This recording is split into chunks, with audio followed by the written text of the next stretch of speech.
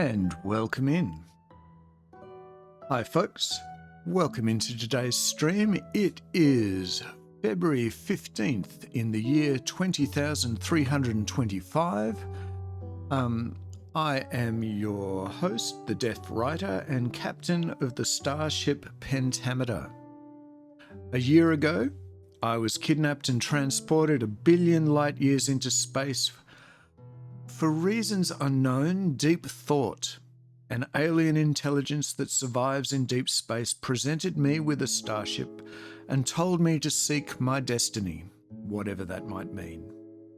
It turns out my kidnapping occurred just as a monumental disaster struck my homeworld, and I'm now the last human being alive, seeking to preserve human culture by broadcasting poetry into the galaxy once a week.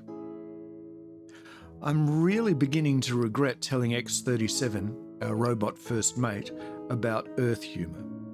Today he asked me what an astronomer's favourite key on a typewriter is. Yeah, it's the space bar.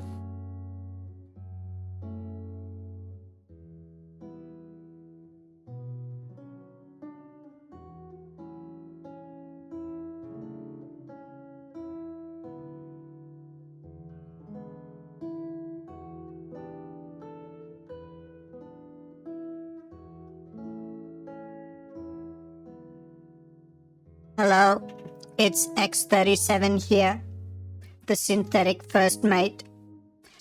Our journey through space has taken us to many unusual places where we have seen many unusual life forms. We had an appointment with a representative of the cat people of Acer Minor. The representative failed to turn up because of illness. He wasn't feline great. My captain is the last human being in the universe. Following the destruction of his home planet with the incredibly boring name of Earth, we had been drifting through space on the starship Pentameter, reciting poems and avoiding the enforcers of the galaxy-spanning Krell Empire, along with their bounty hunters that see the last human as a specimen to be placed in the Krell's Imperial Zoo. Most recently, we were arrested by a Krell bounty hunter and are being transported back to Krell homeworld to stand trial before the Krell Emperor himself.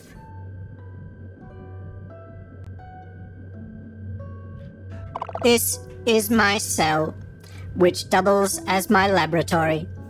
To pass the time, I employ my planet-sized intellect solving the galaxy's most pressing scientific dilemmas.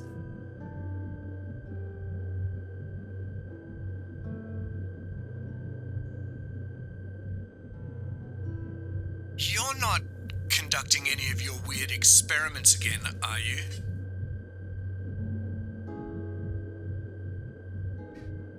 No, everything is fine. You banned me from doing any more experiments, remember?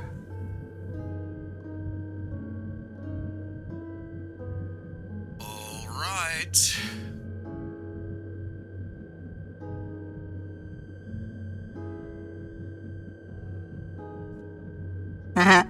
Sucker. I've been working on creating clones. I constructed a pair. The first of the pair asked for some H2O. The second asked for some H2O too and died. Now I have to clean up the mess. Uh-oh. Something appears to have gone wrong.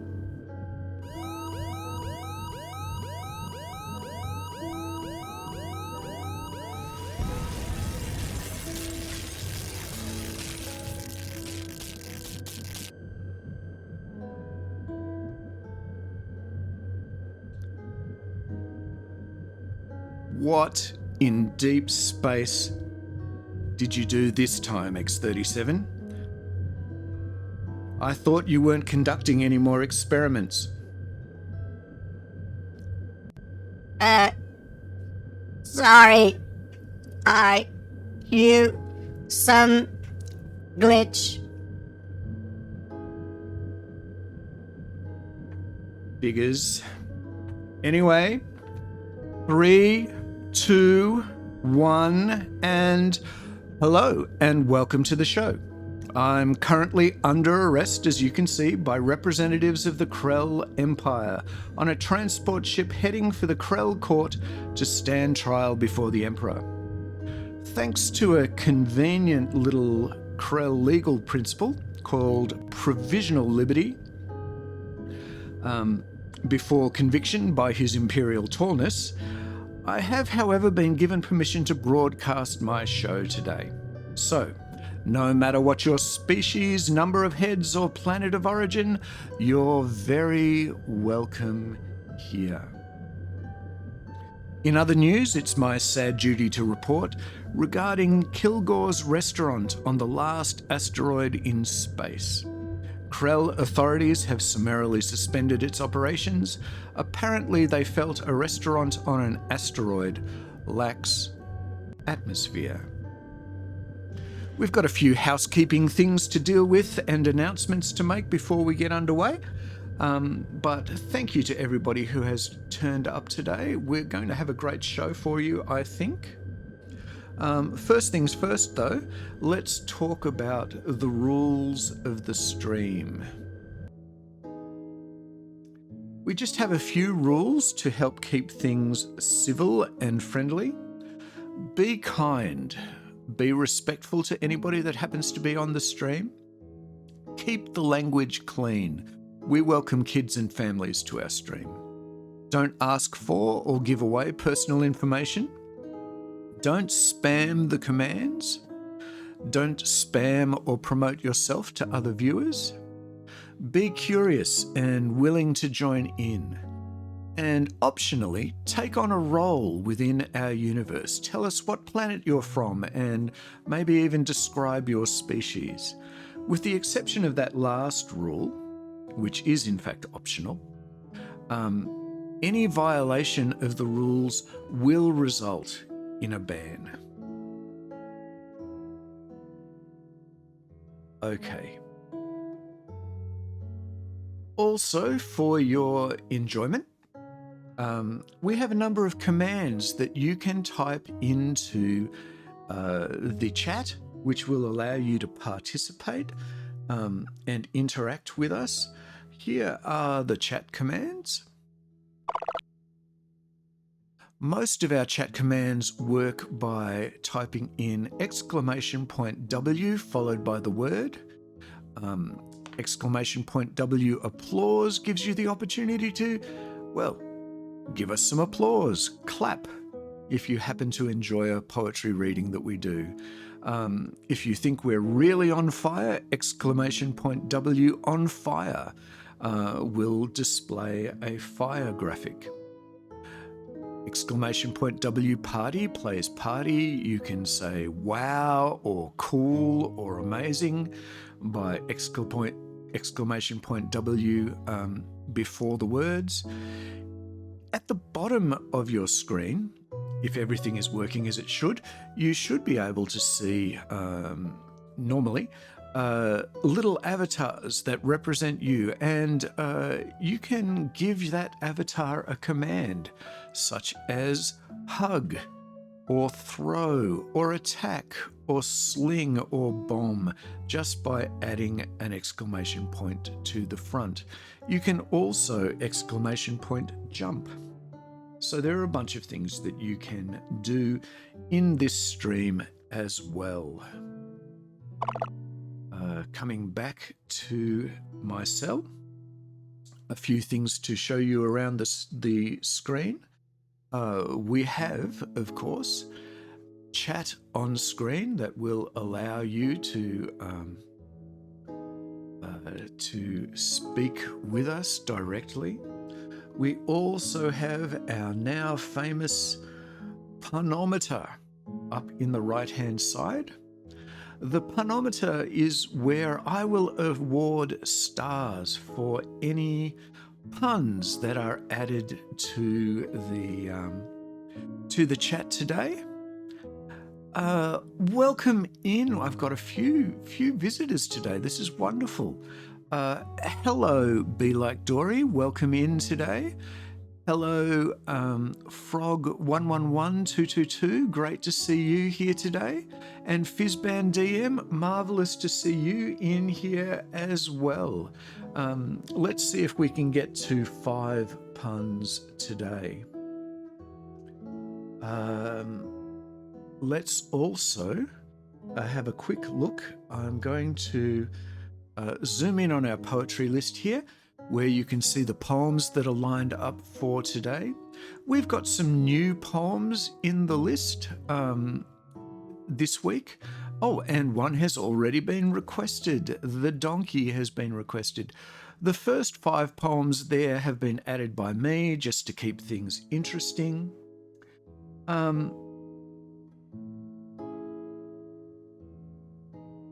As the native people of Barton 46 says, what's up?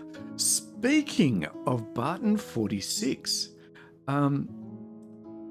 let's see. Fizzban DM last week let us know that he was from Barton 46, the planet Barton 46, where they live as a species with 2 heads. And so we have the official Fizzban DM of Barton 46 image on screen there of Fizzban DM. Another of my listeners last week wrote to me and said that they were a member of the frog species of Venegaba in the swamp world there. So we also have good Mr. Smidgenus, who may or may not show up today, but requested an illustration of his species. If you happen to be, thank you for that on fire, Fizzban DM. Timothy is an android from the planet Ix. If you would like your very own illustration of your species, please add to the chat what planet you're from and maybe a quick description of your species to help me out. That would be great. Our poet of the week this week is Mr. A.E. Housman. Misspelled there on his illustration. Housman doesn't actually have an E, but never mind. So we're featuring poems from Mr. A.E. Housman this week. If you're interested in making a request, we have a request list that you can go to. Robotham J will be putting the link up on the screen if it's not already there. Oh, it's pinned to the top. So you should be able to see it pinned to the top there. You get into the streamer song list by using your Twitch sign-in. You just click on the button and it will bring you here, and you can make requests direct to our show to interact with us. Okay. Back we go to our cell.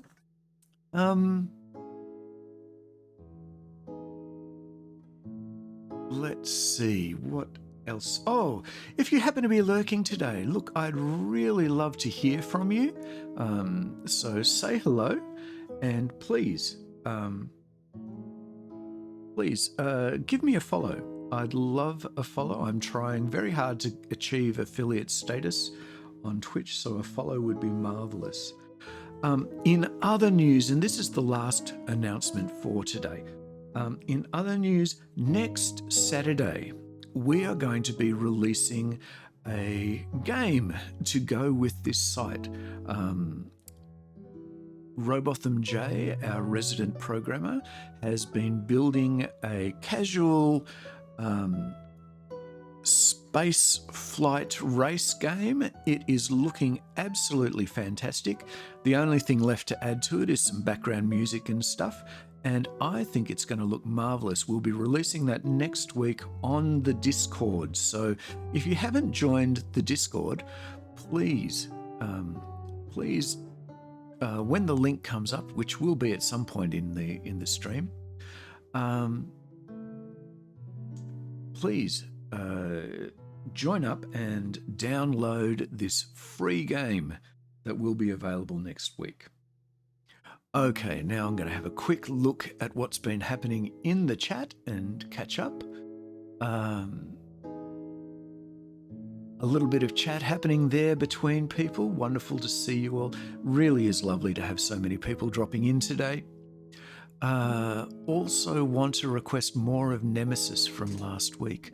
I think we did all of Nemesis. Oh, you're thinking of Lycidas, aren't you? Is that the one, John Keats, Lycidas from last week, that we only did the first 4 stanzas of? We can see about doing that this week. And in fact, we will. Let's get our poems underway, however, since we aren't yet underway with our poems.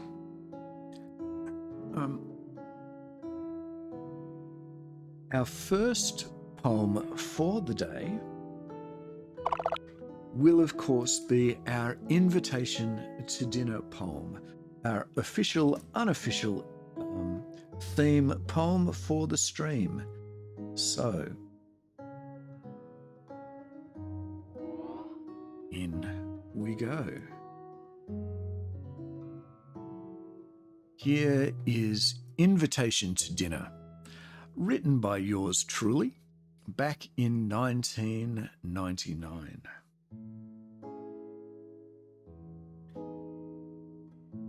It occurred to me that poetry and food is something that should be enjoyed and savoured with some wine. And so I ask you out to dine with friends, of course, and I, your host, will beg your company the most. For were you to absent yourself, there's not enough of worldly wealth to compensate me for the grief of losing your good company. And that was the invitation to dinner, our first poem for the day. Great to see that the poetry list is beginning to fill up. Our second poem, I guess, should be by our featured artist. So let's take a look at, we'll start out with Hell's Gate today. Hell's Gate by A.E. Housman. Hell's Gate was written in 1896 by A.E. Housman.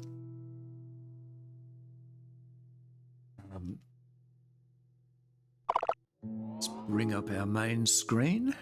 There we go.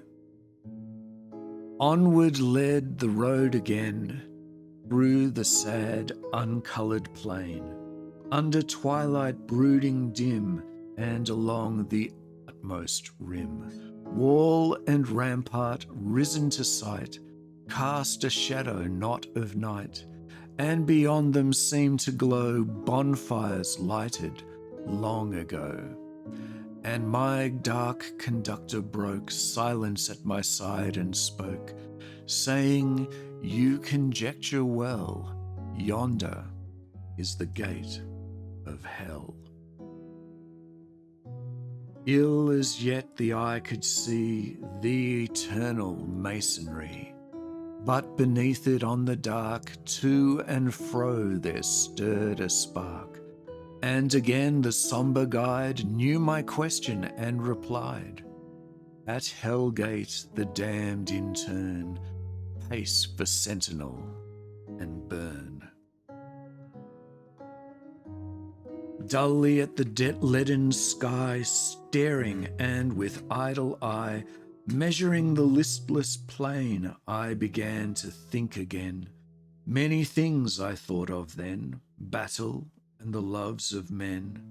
Cities entered, oceans crossed, knowledge gained, and virtue lost, cureless folly done and said, and the lovely way that led to the slime pit and the mire, and the everlasting fire. And against a smoulder dun, and a dawn without a sun, did the nearing bastion loom, and across the gate of gloom still one saw the sentry go, trim and burning, to and fro, one for women to admire in his finery of fire. Something as I watched him pace minded me of time and place, soldiers of another corps, and a sentry known before. Ever darker hell on high reared its strength upon the sky, and our footfall on the track fenched the daunting echo back. But the soldier pacing still the insuperable sill, nursing his tormented pride, turned his head to neither side, sunk into himself apart and the hellfire of his heart. But against our entering in from the drawbridge, death and sin rose to render key and sword to their father and their lord.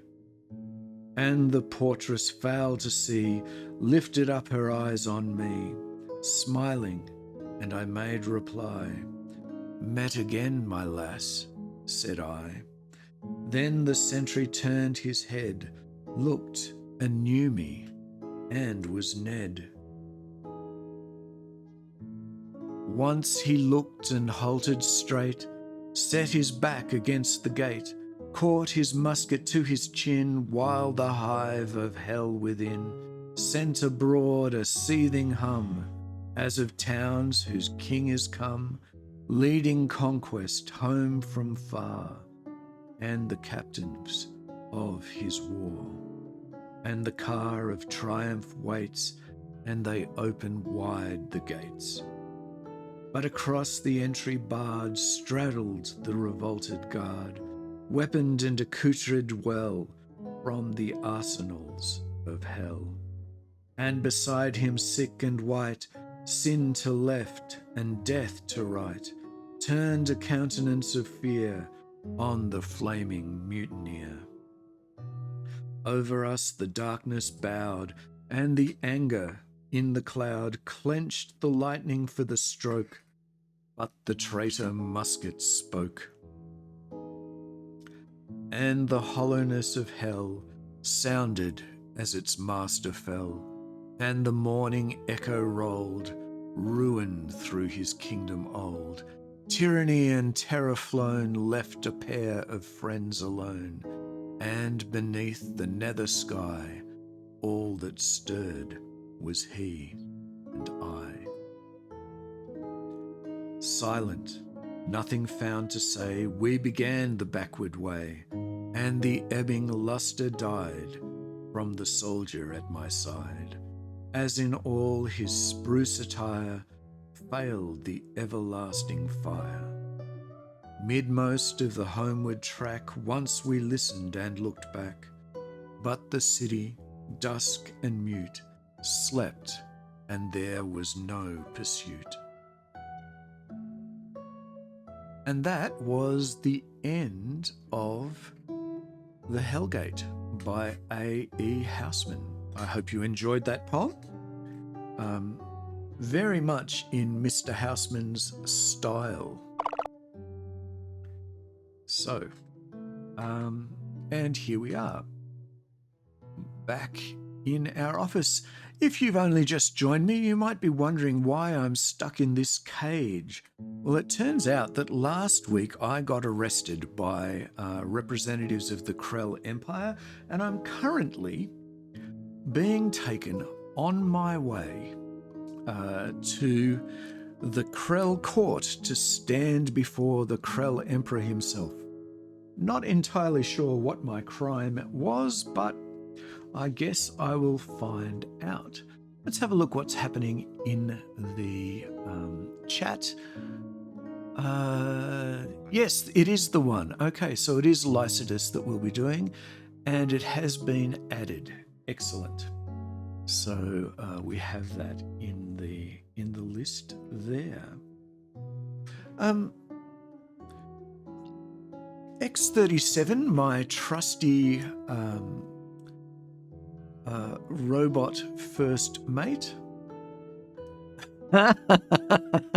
Oh dear, I think the Krell only gives short sentences. We have a pun on the board. Our first star up in the punometer. Fantastic. Thank you, Fizzban DM, for helping us get a star on the board. Yes, my captors are a little bit short on humor, and they're a bit short-tempered as well. Okay. Yeah, I was about to tell you that X-37 is waiting impatiently to give us some information about A.E. Housman. So here's X-37 to tell us a few things about A.E. Housman.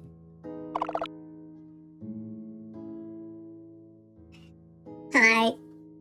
While you're thinking about poems to select. Oops.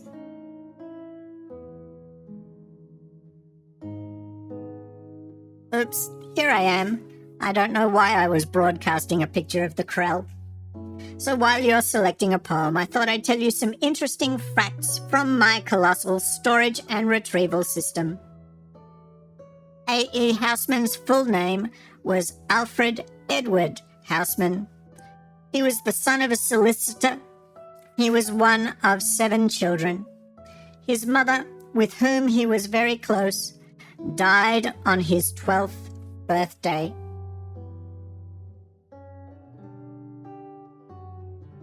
Thanks for that, X-37.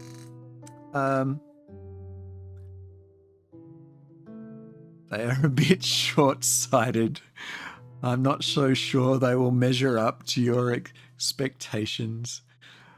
But at least they look up to you and everyone else. Oh dear, I think that is worth a couple of stars at least. So we have a 2nd star. We have a 3rd star on the board.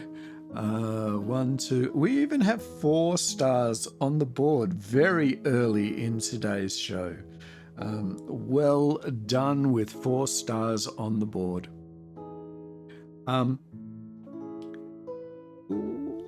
Just out of interest and in the interests of getting some conversation happening in the chat, what kind of poetry would you recommend to a beginner? Are there specific poems you'd recommend? Why don't you share your recommendations in the chat? And as usual, if you suggest a poem in the chat, it's very likely to end up in our poetry request list next week. So feel free. Oh, limericks. Limericks are great. Yes.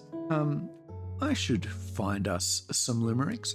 I bet you that X-37 would enjoy some limericks.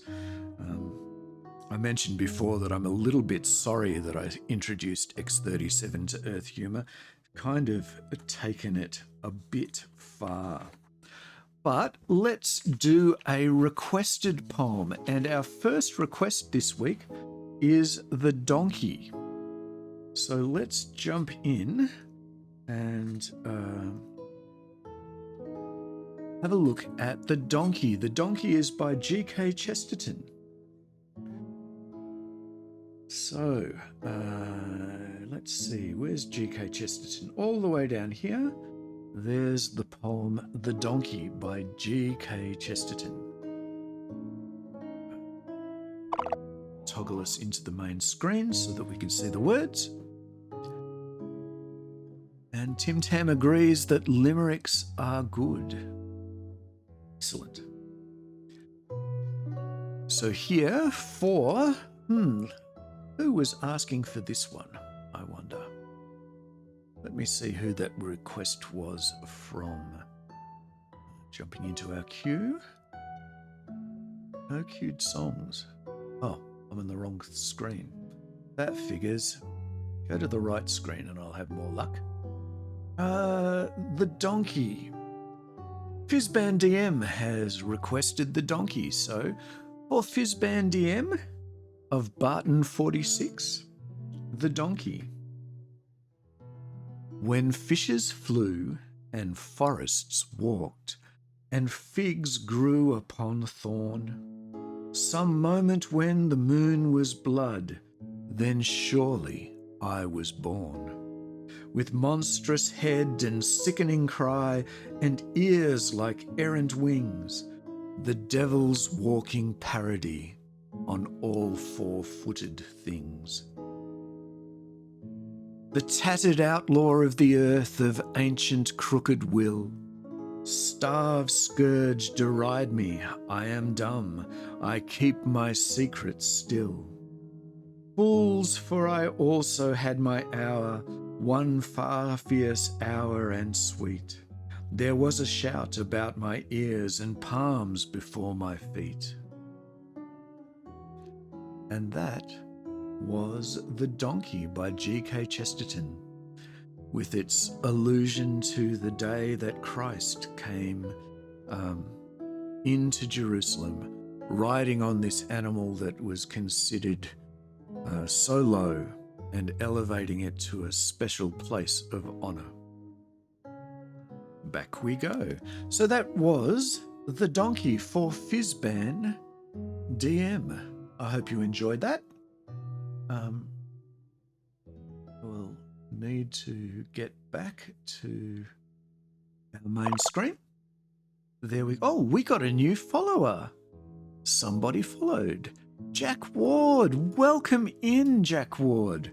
From whatever planet of the universe you happen to be hailing from, I have a deal going with my visitors that should they indicate they are from a particular planet and describe their species in the chat, I will create for them an illustration of them and their species. We've had two so far. Fizzban DM is visiting with us today, and his species appears as follows. Fizzban DM of Barton 46, a two-headed alien species. So welcome in, Jack. It is so great to see you. I know you've been wanting to drop by and say hi for a while. You may be wondering what on earth I'm doing stuck in this cage. Last week on the show, I got arrested by the Krell, and the Krell are in the process of transporting me to their homeworld to stand trial before their emperor. I'm not even sure what it is I'm supposed to have done, but heading on my way over there. Welcome in, and thank you particularly for the follow. Okay, I'm going to hide that picture again. Now, where are we up to at this point? I'm going to have a look back at the chat. I think there were some jokes came through then, but I have been too slow, and I think I have missed them. Can I scroll back a little bit and catch them? Robotham J. Limericks are good. Sean Connery in Vishny Volochyok. In the rain on a drizzly solo trek. Said, forgetting my sweater has made me much wetter. I certainly do miss my polo neck. Oh, okay. So we've had a limerick thrown in to the stream. Thank you for that. Thank you for that, Robotham J. Fizzban DM has contributed a limerick today. There once was a robot in space, where of humour was nary a trace, but his huge brain attracts lots of poetry facts, so we might let him stay in this place. Ah, someone suspects that a reference might be being made to X-37. And hello.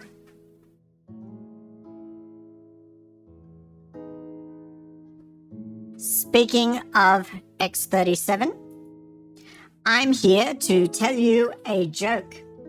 Knock, knock. Who's there, X-37? I hope these are better than last week's jokes. Diane.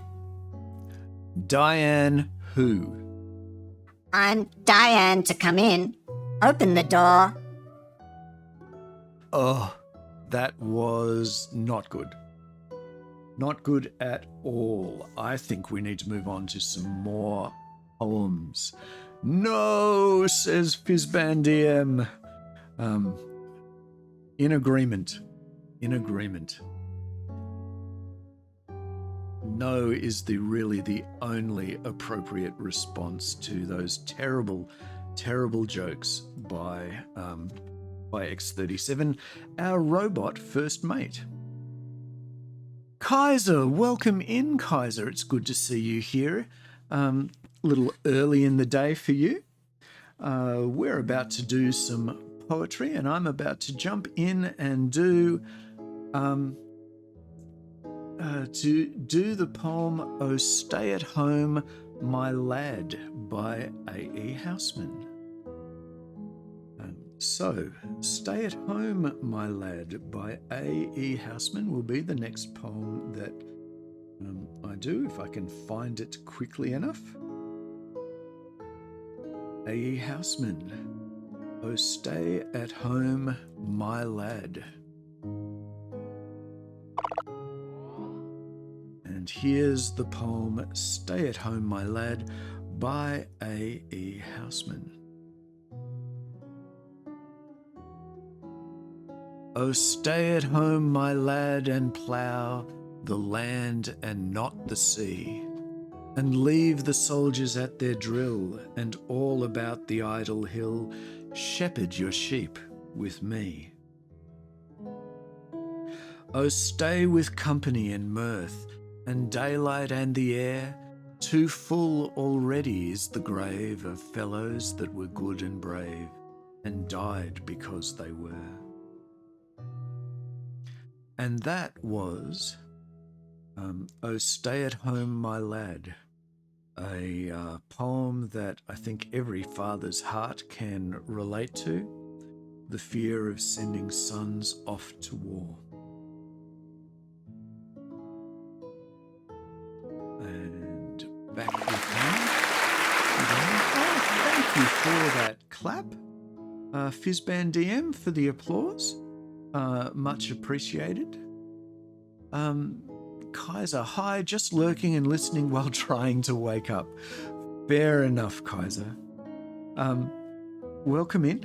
Feel free, if you get a moment, to let us know what species you are, what alien race you belong to, and maybe even describe your species in the chat. I have been undertaking to draw pictures of my visitors when they let me know what species and planet they're from. Yes, that was "Oh Stay at Home, My Lad" by A.E. Housman, our featured poet this week. X-37 would like to give us some more facts about this poet, so let's let him do that.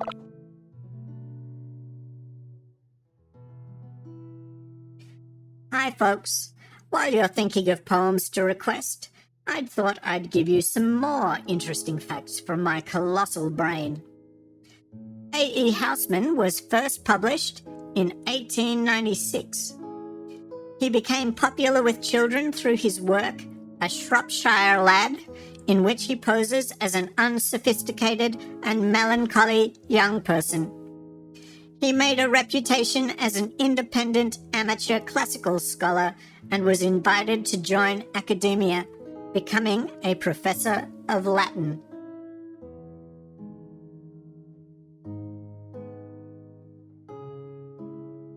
Well, thank you for those facts. Let's have a look at what our next request is going to be. Forgiveness, Alexander Beetle. I think I can guess who this one is from, but I will look it up and see. Yes, Be Like Dory. You've been waiting a little while for your poem, haven't you? Thank you for dropping in. This particular poem was suggested by Be Like Dory and has been added to the poetry list just for you, Dory. So thank you so much for dropping by to hear it today. I'm really thrilled to have an opportunity to recite this one for you.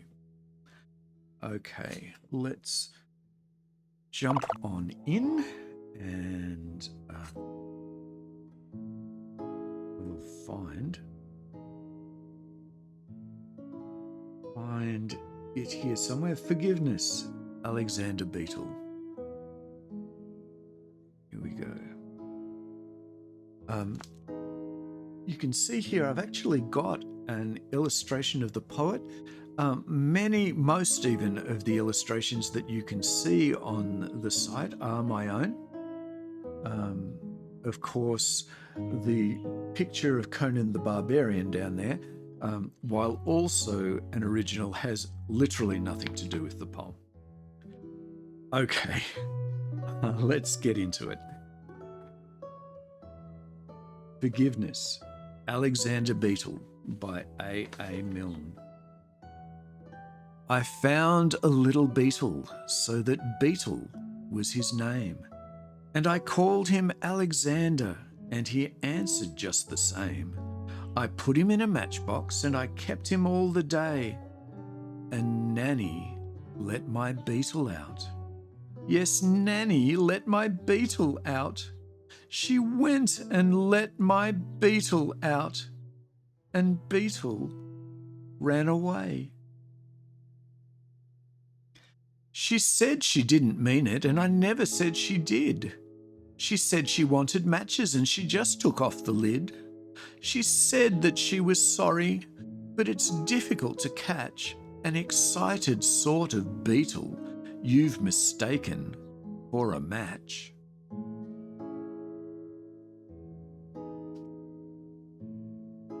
She said that she was sorry, and I really mustn't mind, as there's lots and lots of beetles which she's certain we could find if we looked about the garden for the holes where beetles hid, and we'd get another matchbox and write Beetle on the lid.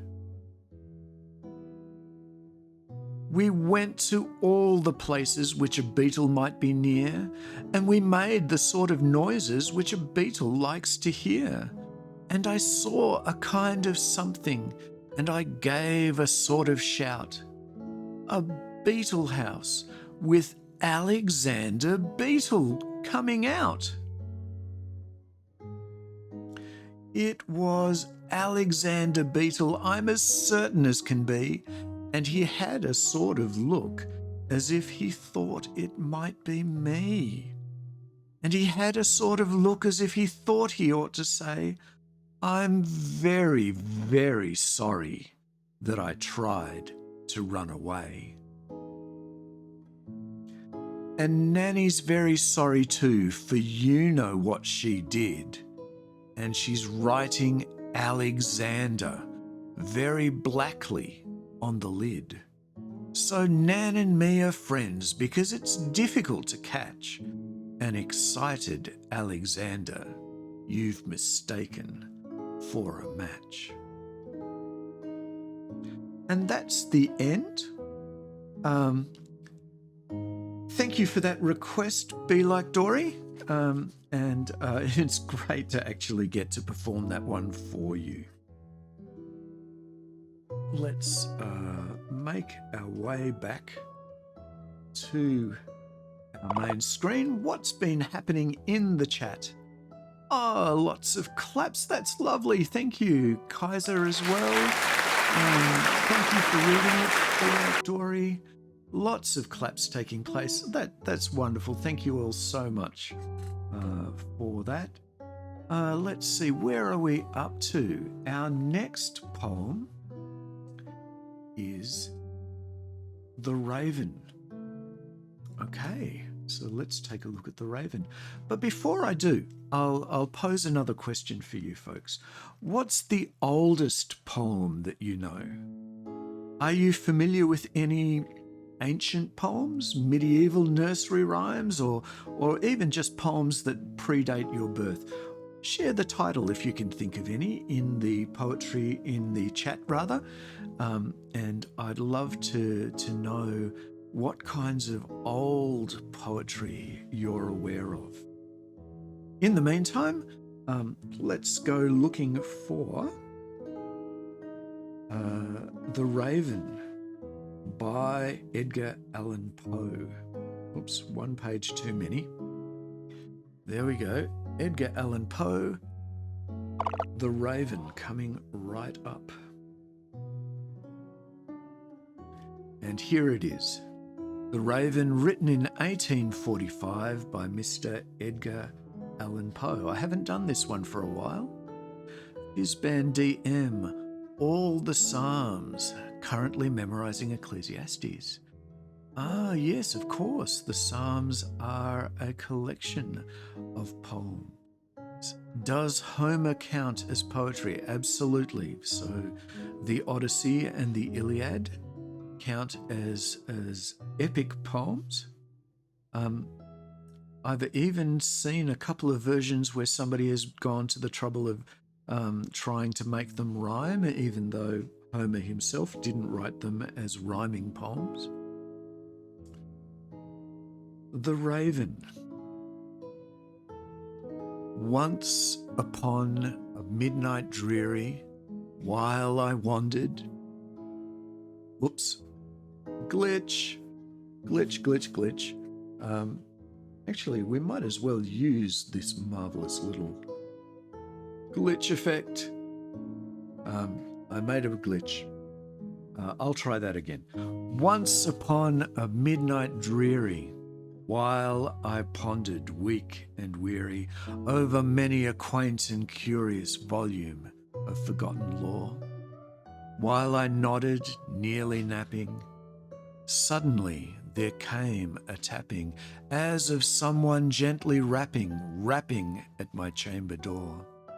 "'Tis some visitor," I muttered, tapping at my chamber door. Only this, and nothing more. Ah, distinctly I remember. It was in the bleak December, and each separate dying ember wrought its ghost upon the floor. Eagerly I wished the morrow, vainly I had sought to borrow from my books surcease of sorrow, sorrow for the lost Lenore, for the rare and radiant maiden whom the angels name Lenore, nameless here for evermore.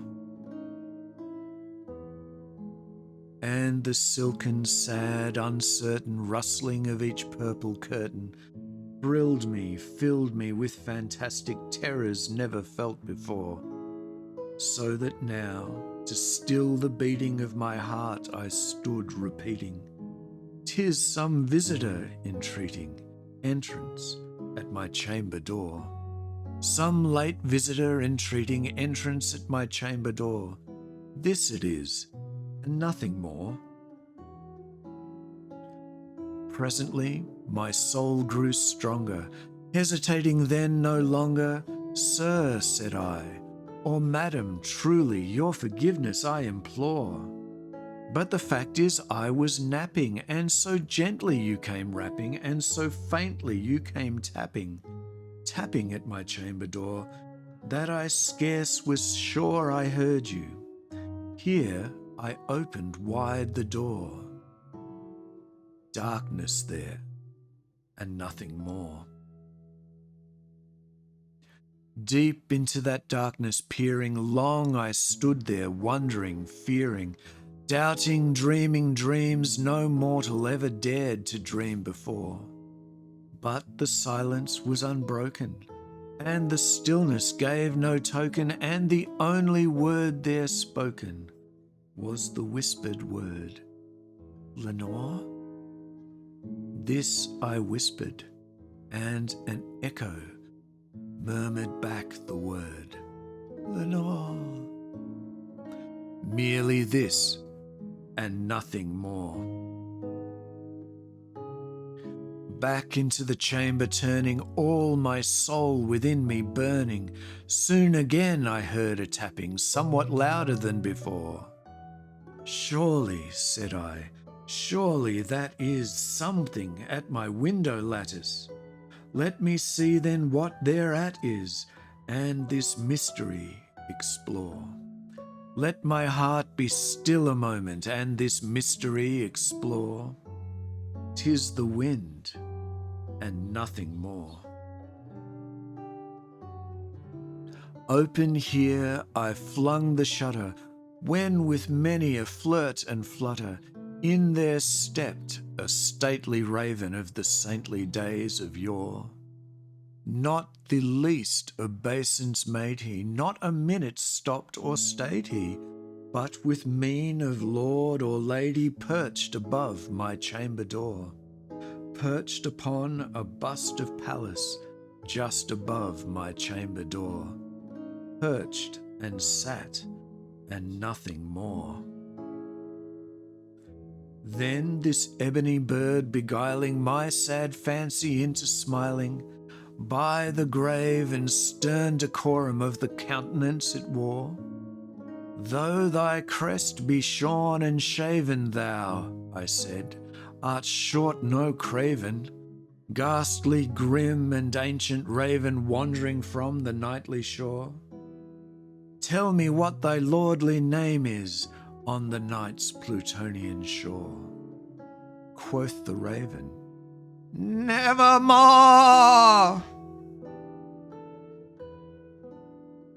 Much I marvelled this ungainly fowl to hear discourse so plainly, though its answer little meaning, little relevancy bore. For we cannot help agreeing that no living human being ever yet was blessed with seeing bird above his chamber door, bird or beast upon the sculptured bust above his chamber door, with such name as Nevermore.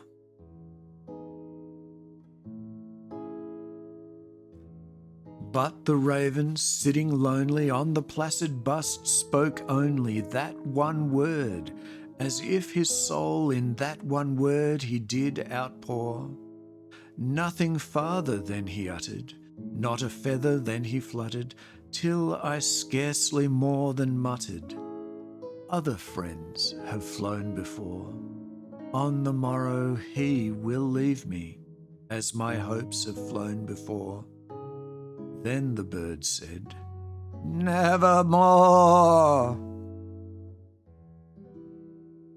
Startled at the stillness broken by reply so aptly spoken, "Doubtless," said I, "what it utters is its only stock and store, caught from some unhappy master, whom unmerciful disaster followed fast and followed faster, till his songs one burden bore, till the dirges of his hope that melancholy burden bore, of never, nevermore." But the raven, still beguiling all my fancy into smiling, straight I wheeled a cushioned seat in front of bird and bust and door. Then upon the velvet sinking, I betook myself to thinking, linking fancy unto fancy, thinking what this ominous bird of yore, what this grim, ungainly, ghastly, gaunt, and ominous bird of yore meant in croaking nevermore. This I sat engaged in guessing, but no syllable expressing to the fowl whose fiery eyes now burned into my bosom's core. This and more I sat divining, with my head at ease reclining on the cushion's velvet lining, that the lamplight gloated o'er, but whose velvet violet lining with the lamplight gloating o'er, she shall press, nevermore.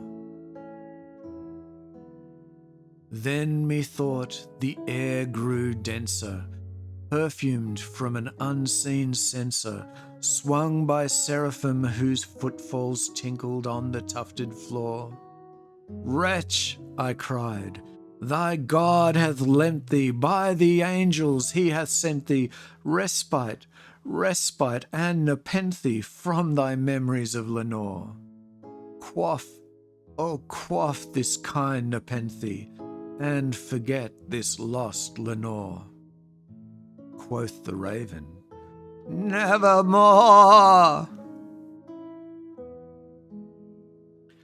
Prophet, said I, thing of evil, prophet still if bird or devil, whether tempter sent or whether tempest tossed thee here ashore. Desolate, yet all undaunted, on this desert land enchanted, on this home by horror haunted, tell me truly, I implore, is there balm in Gilead? Tell me, I implore. Quoth the raven, nevermore. Prophet, said I, thing of evil, prophet still if bird or devil, by that heaven that bends above us, by that God we both adore, tell this soul with sorrow laden, if within the distant Aidenn it shall clasp a sainted maiden, whom the angels name Lenore. Clasp a rare and radiant maiden, whom the angels name Lenore. Quoth the raven, nevermore.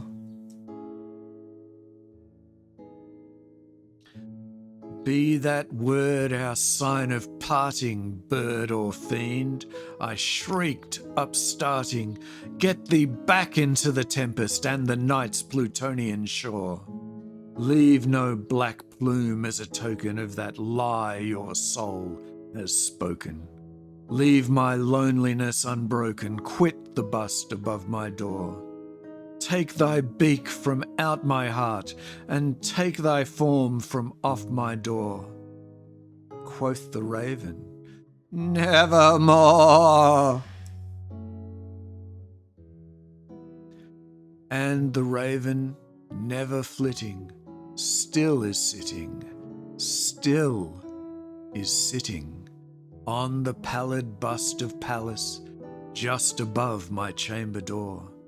And his eyes have all the seeming of a demon's that is dreaming, and the lamplight o'er him streaming throws his shadow on the floor. And my soul from out that shadow that lies floating on the floor shall be lifted nevermore. And that's The Raven by Edgar Allan Poe, with my own little bit of artwork showing off the raven there in the bottom right.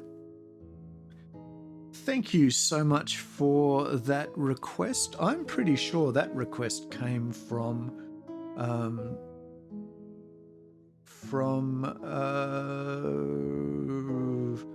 yes, Robotham J. I should have known.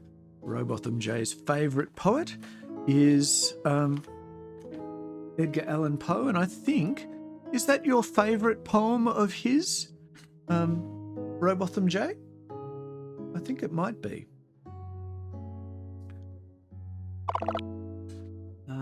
Let's see what's been happening in the chat. Not sure I have a favourite, but it's in my top 3 for sure. Thank you so much for the applause. I seem to be having some serious trouble keeping myself from pressing the wrong buttons. It seems to be that kind of a weekend. Yep. So welcome in to any lurkers and anybody hovering in the background. Feel free to join in our chat and say hello. And please, if you happen to be lurking, throw a follow my way. I'm very keen to make it to affiliate level, and I now need 17 more follows to make it to affiliate level. So I'm eager to get there. I'm going to scroll back through my chat a little bit and see what I might have missed out on. If I can get the silly thing to work. Let's see.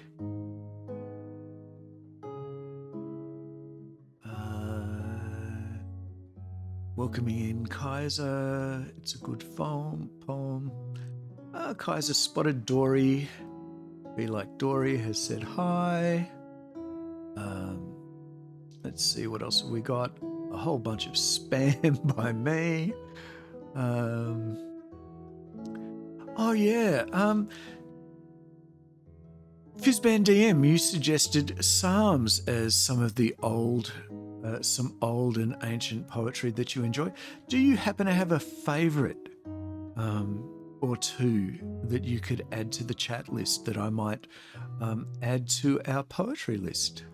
There are some great psalms that we could use on the show. Let's see. Tim Tam bombed Dory into a star. Well. And Dory didn't know she was playing a game at the time.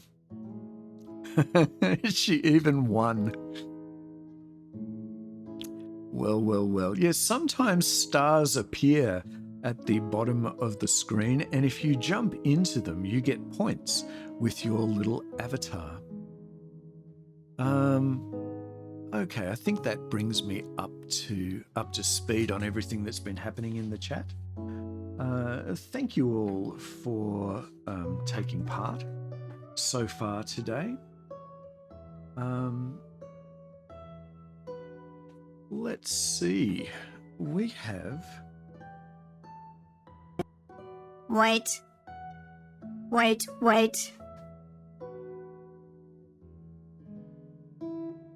Oh dear.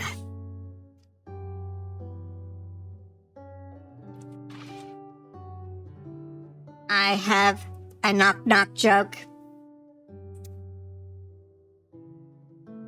I'm not sure I really want to hear it, but okay.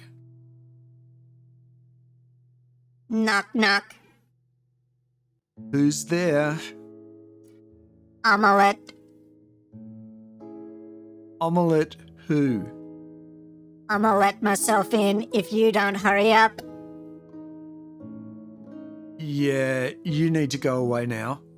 That was really bad. Well, let's see what else we have in our poetry list. Oh, what have we got happening in the chat? There's some chatting going on. One head's favourite is Psalm 13. The other head's favourite is Psalm 88. Both are a bit depressing, though. That's okay. Poetry is meant to fit every mood. There's also Psalm 151 that was written in the Ptolemaic period and has a special meaning for Penny. Okay, well, we can chase some of those down and perhaps get some of them into the poetry list for next week. I think he keeps making the jokes because chat keeps responding. We should stop egging him on. I don't think that is going to stop X37. He's really committed to trying to make it as a comedian. I just don't think he's going to be terribly successful. I heard that. Yeah, I know. Egging him on. Omelette. Oh, I even missed it. I missed the final pun. Here we go. 5 stars. Well done, team, for... Oh, hello, Jack Ward. It's great you're in. Hi. Yes, we can see your first comment. Welcome in. And you just saw us hit our 5-star target for this week with puns in the chat. Aha, I had to reopen. Thanks for the kind invite. You're very welcome.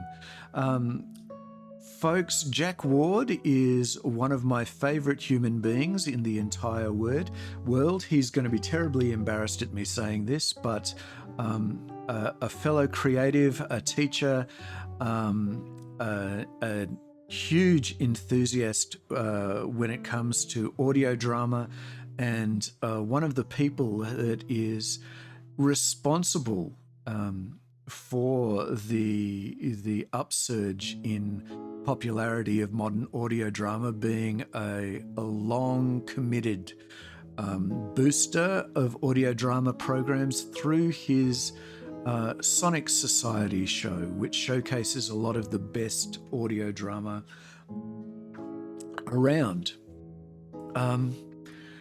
Poor guy, I've just embarrassed him terribly, but I'm so thrilled that you're able to make it and join us here today.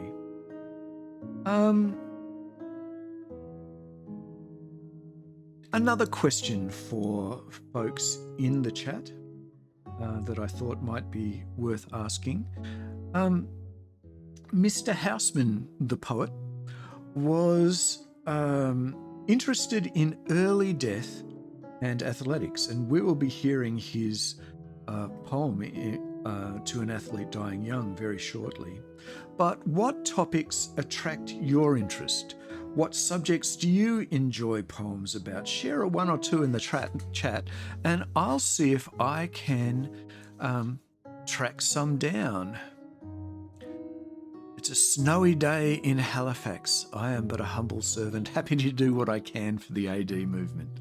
Yes, and you have been very humble, very disinclined to take the spotlight, but just want you to know that your contribution to the audio drama community has not gone unnoticed. And Jack, please, all my visitors are encouraged to tell us what planet they are from. It sounds like you're from the planet Halifax, but if you want to drop a line into the chat describing your species, I would be happy to draw a picture. Your favourite poems tend to be some of the romantics, so Coleridge, oh, I love Coleridge, Keats, Blake, some of your favourites. Wonderful, wonderful, wonderful. We have Keats and Blake as selections and Coleridge as selections in our poetry. Robotham J, if you could put the song list link up. If you click on the song list link and use your and then click on the login with Twitch, you'll be able to select poems from our list as requests if you wish to do so. But for right now, let's get back to the poems, and we're going to do our final featured poem today, A.E. Housman's To an Athlete Dying Young. So, Mr. A.E. Housman, need to find his page again. To an Athlete Dying Young. To an Athlete Dying Young was written in 1896 by Mr. Housman.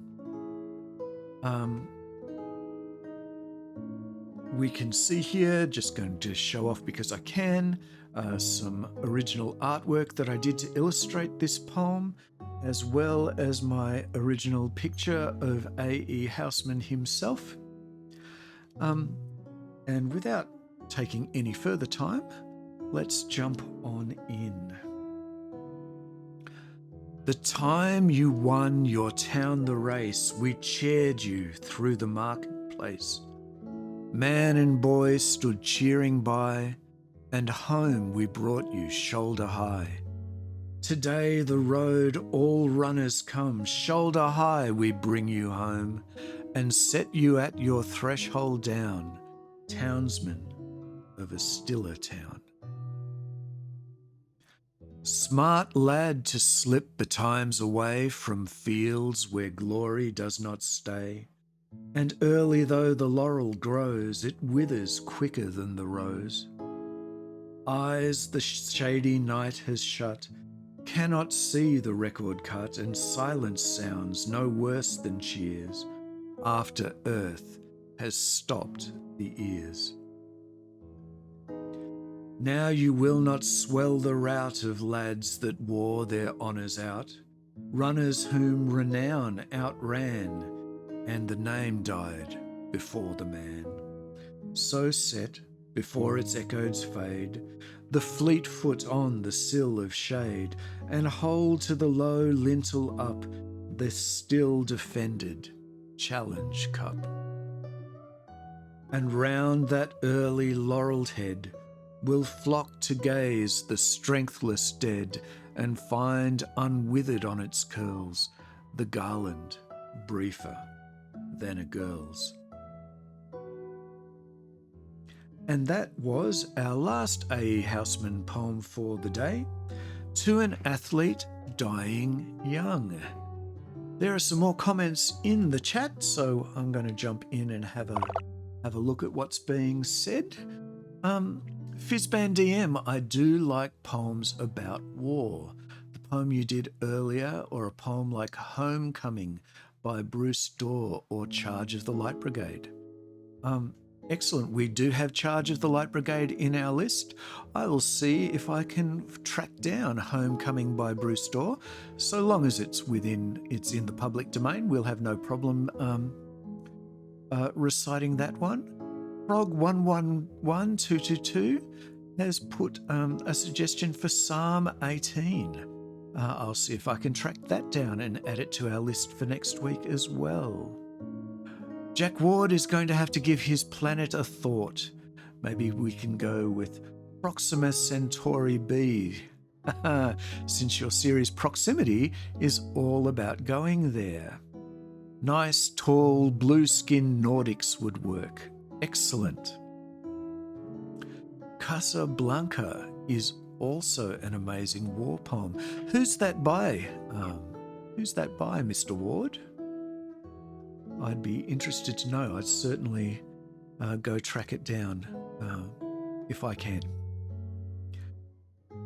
Okay, so where are we at?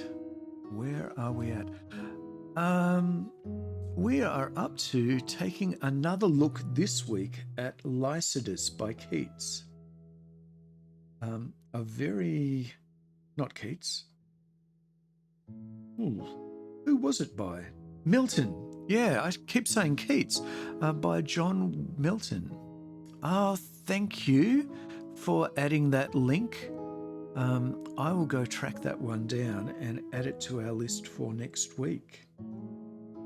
Well, John Milton, Lycidas is our next poem. We did the first 4 stanzas last week. It's a very long poem, and as such, I wasn't keen to do the whole thing in one sitting.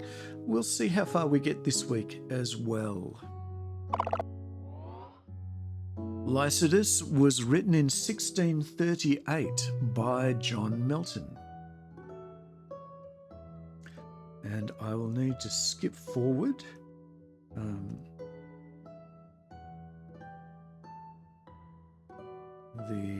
The bunch we did at the start.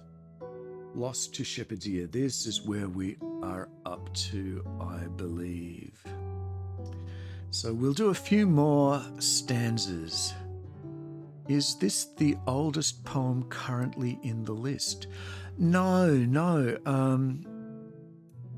We have some very old poems in our list, but this wouldn't be the oldest. I'd have to go look it up actually to see which one is our oldest.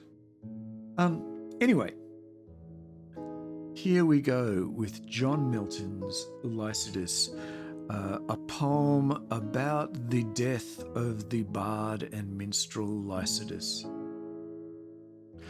Where were ye, nymphs, when the remorseless deep closed o'er the head of your loved Lycidas? For neither were ye playing on the steep where your old where your old bards, the famous druids, lie, nor on the shaggy top of Mona high, nor yet where Diva spreads her wizard stream. Ay me, I fondly dream. Had ye been there, for what could that have done? What could the Muse herself that Orpheus bore, the Muse herself for her enchanting son, whom universal nature did lament, when by the rout that made the hideous roar, his gory visage down the stream was sent, down the swift Hebrus to the Lesbian shore.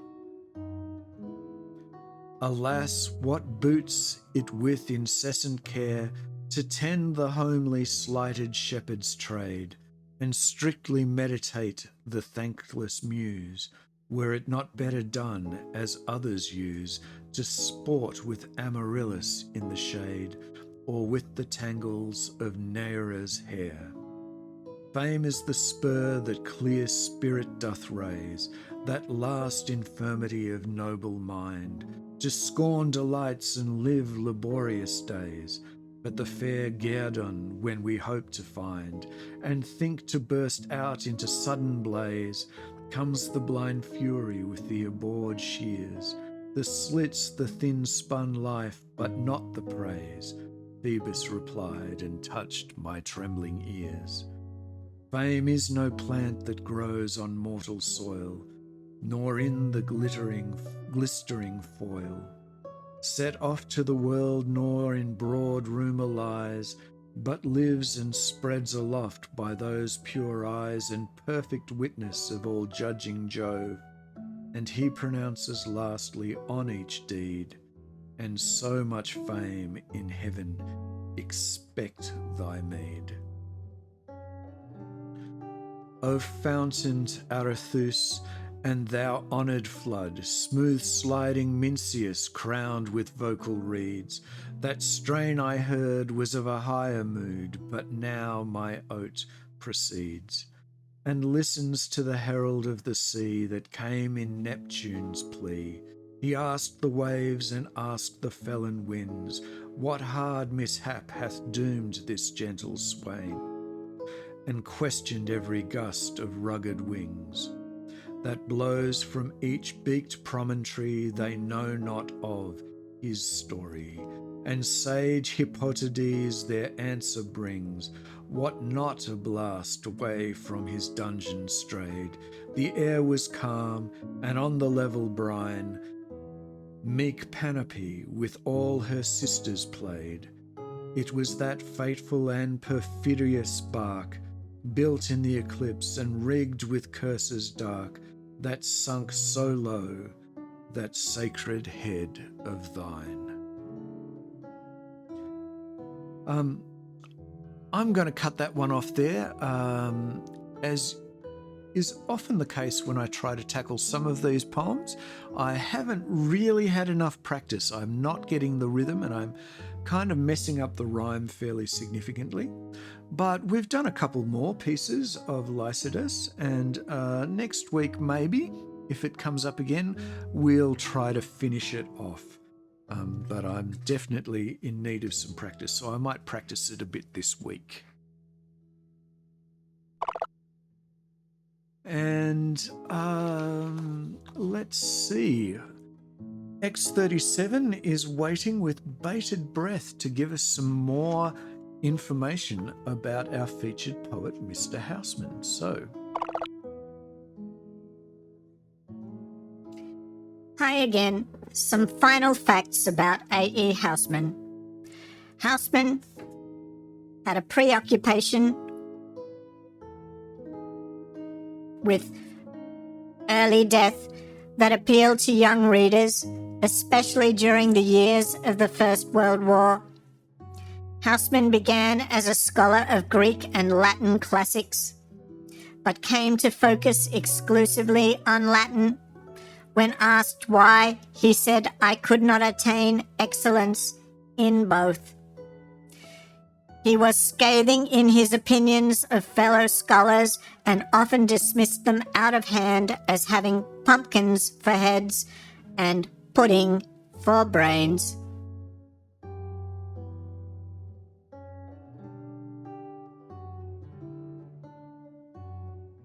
Well, some final facts about Mr. A.E. Housman. We seem to be making good progress today. Let's move on and continue to... Hello?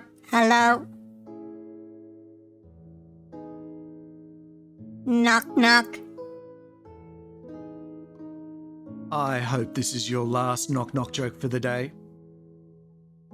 It is. Come on, get into the spirit of it. Knock, knock. Who's there?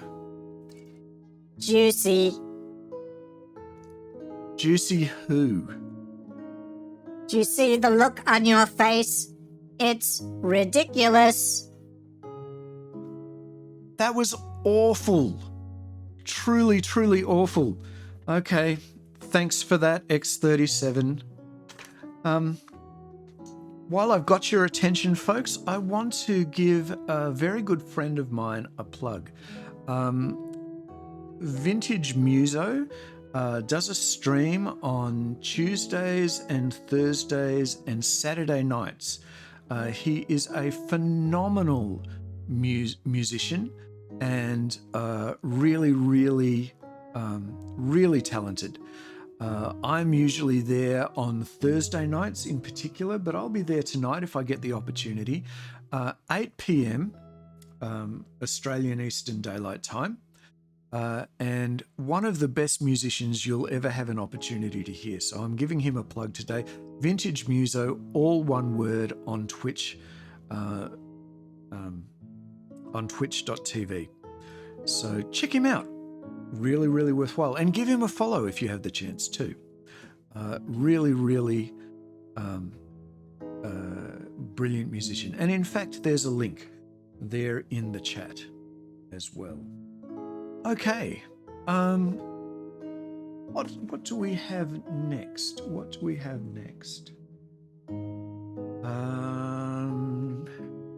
Looking. Oh, Captain, my Captain. Yes, X37? Something appears to be worming its way through the Krell transport ship's shields. Okay, what's that got to do with us? It appears to be heading directly for your cell. You probably have enough time to complete a poem, though. Okay, well, while we wait to find out what that's all about, let's do a poem. We have a request for Mending Wall, which is by, I think it's by Robert Frost. I'm going to have to jump through a few pages here to find my way back to the menu, though. That's what happens when you stop partway through a poem.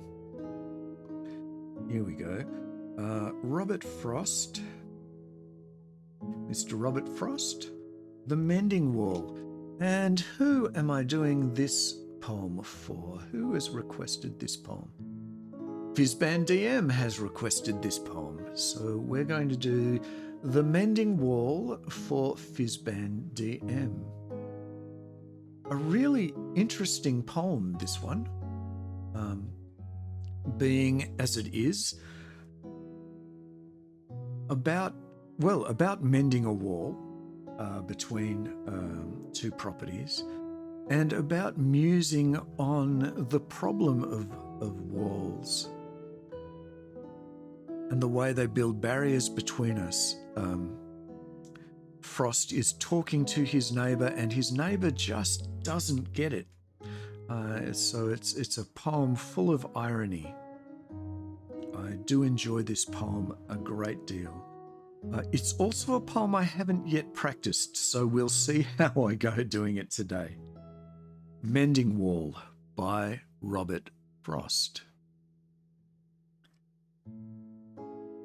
Something there is that doesn't love a wall, that sends the frozen ground swell under it and spills the upper boulders in the sun and makes gaps even two can pass abreast.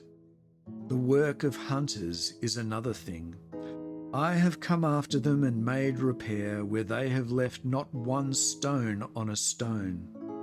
But they would have the rabbit out of hiding to please the yelping dogs. The gaps, I mean, no one has seen them made or heard them made, but at spring mending time we find them there. I let my neighbour know beyond the hill, and on a day we meet to walk the line and set the wall between us once again. We keep the wall between us as we go, to each the boulders that have fallen to each, and some are loaves and some so nearly balls we have to use a spell to make them balance. Stay where you are until our backs are turned. We wear our fingers rough with handling them. Oh, just another kind of outdoor game, one on a side. It comes to little more. There where it is we do not need the wall. He is all pine, and I am apple orchard. My apple trees will never get across and eat the cones under his pine, I tell him. He only says, "Good fences make good neighbours." Spring is the mischief in me, and I wonder if I could put a notion in his head. Why do they make good neighbours? Isn't it where there are cows? But here there are no cows. Before I built a wall, I'd ask to know what I was walling in or walling out, and to whom I was like to give offence. Something there is that doesn't love a wall, that wants it down. I could say elves to him, but it's not elves exactly, and I'd rather he said it for himself. I see him there bringing a stone grasped firmly by the top, in each hand, like an old stone savage-armed. He moves in darkness, as it seems to me, not of woods only, and the shade of trees. He will not go behind his father's saying, and he likes having thought of it so well. He says again, "Good fences make good neighbours."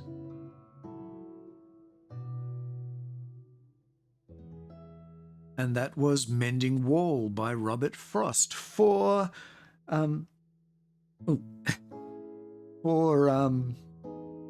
Fizzband DM. Hope you enjoyed that one, folks, and thank you for the claps, Carter. Timothy as well, thank you for the applause. Let's head back in here. What is next on our list? We don't have any more requests, but we have space for 2 more poems before the day comes to an end. So please, jump on in. We can fit in 2 more poems. Before bringing all to an end. I think something is heading our way. Hello, mere mortal. It is I, Deep Thought, the greatest intellect in the universe. Good grief, so that's what's going on. Did you just burrow through the Krell ship defences? Was that what that was? I thought I'd encountered some space cobwebs. You've put the whole ship into a panic. Are you here to rescue me? Of course not, human. I've done more than enough for you already. I gave you the fastest and most powerful ship in the galaxy. How is it that you have been caught like this? The fastest ship in the galaxy. Yes. Didn't you read the manual? Manual? What manual? You humans are pathetic. Just tell me why you're here. I wish to hear a poem about an extinct species of plant. Recite for me daffodils. Daffodils. Just recite the poem, human. You are dismissed. Okay then, daffodils it is, coming right up. For, deep thought, the interstellar, intelligence. Daffodils, who was that? That was Wordsworth, I think. So, I'm going to jump over a few pages to find Mr. William Wordsworth. There it is. And daffodils. At least this time, the deep thought has picked something that isn't actually an insult to me. Daffodils, written in 1801 by William Wordsworth.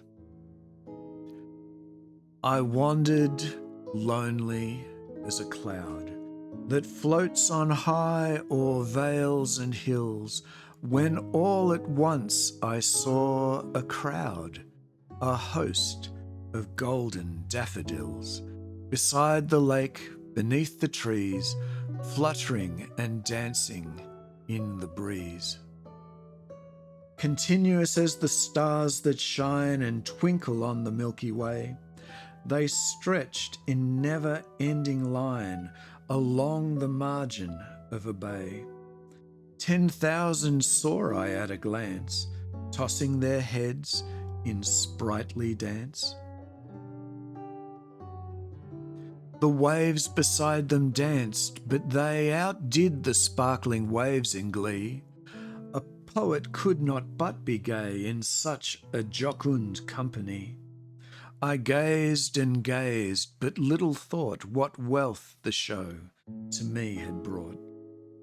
For oft when on my couch I lie, in vacant or in pensive mood, they flash upon that inward eye, which is the bliss of solitude, and then my heart with pleasure fills, and dances with the daffodils.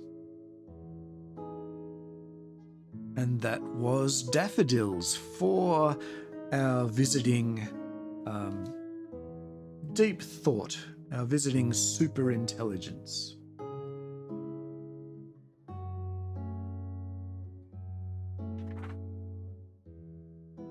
Okay.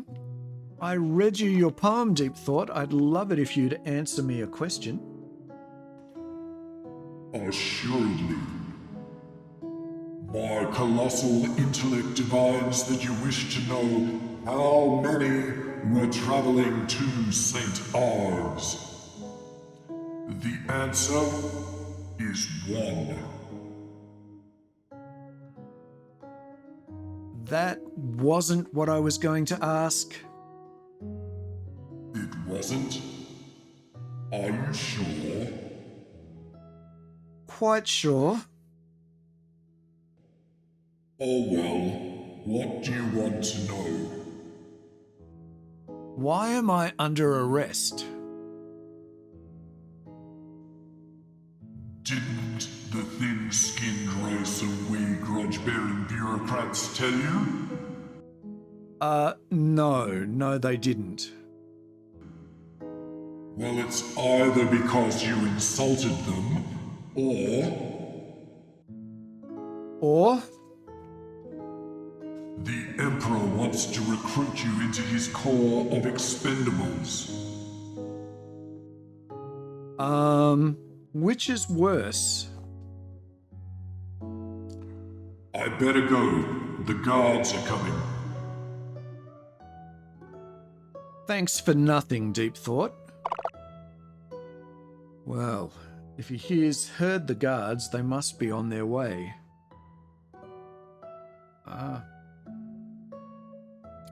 What on earth do you lot want? Where is it, human? You know, you guys are much shorter in person. Don't be impertinent. You are our prisoner. Only for a little while. There was an alien presence in here with you. Where did it go? No idea what you're talking about. You're the first little people I've seen all day. Right, that's it. We're going to shut down your broadcast very shortly. Figures. Another example of small-mindedness beamed out into the galaxy. Hey, we heard that. Along with all 3 members of my galaxy-wide audience. Smart Alec. We're going to do a final poem for today. We're going to do The Eagle, and then we'll do our credits.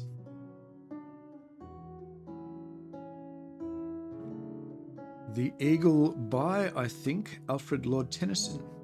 There it is. There we go. Switching to our poetry screen. And there we are. The Eagle by Alfred Lord Tennyson. We have some original art there by me of the Eagle and also of the poet Tennyson. I hope you're enjoying all of this. The Eagle was written in 1851 and was requested, I think, by Frog111222, I think. Let me double check that. No, by Robotham J. Okay, by Robotham J. Thank you for the request, Robotham J. And my apologies for misattributing it. But The Eagle from 1851 by Alfred Lord Tennyson. He clasps the crag with crooked hands, close to the sun in lonely lands, ringed with the azure world he stands. The wrinkled sea beneath him crawls, he watches from his mountain walls, and like a thunderbolt he falls.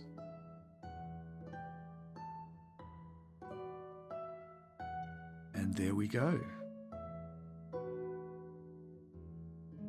Oops, halfway down is not where I intended to land. Well, let's put our credits up and go through them. Original poems by the deaf writer are copyright and cannot be used without permission. All other poetry is in the public domain. The artwork on the site is licensed via Envato Game Developer Studios or from Microsoft. The poem illustrations are original works created by the deaf writer, as are the illustrations of various visitors, species and races, and subject to copyright. All sounds are licensed from Envato. The recording of Gymnopody is provided royalty-free by museopen.org. This production is copyright 2025. No Krell were harmed in the production of this stream. And we will go, whoops, not there. Back, here we are. And thank you all so much for joining me this week. I'm going to have a quick look at the back through the stream and just see what's being said that I might have missed. That was the last thing I saw. Some applause. Hope you're alive for next Saturday. Thank you, Frog111222. And thank you from the bottom of my heart to all of you who've come and joined with me today. It is greatly appreciated. I will be looking forward to next week if the Krill haven't put me off the air by that stage. Captain, we're in serious trouble. I've heard about the Emperor's Corps of Expendables. It couldn't be worse than being placed in the Imperial Zoo, could it? Don't you believe it? At least in the zoo you'll be alive and well fed. What are you saying? Corps members are notable for one thing only, being short-lived. Oh dear. Well, with that, I bid all my visitors a big thank you for joining me today. A so long, a farewell, and a thanks for all of the fish.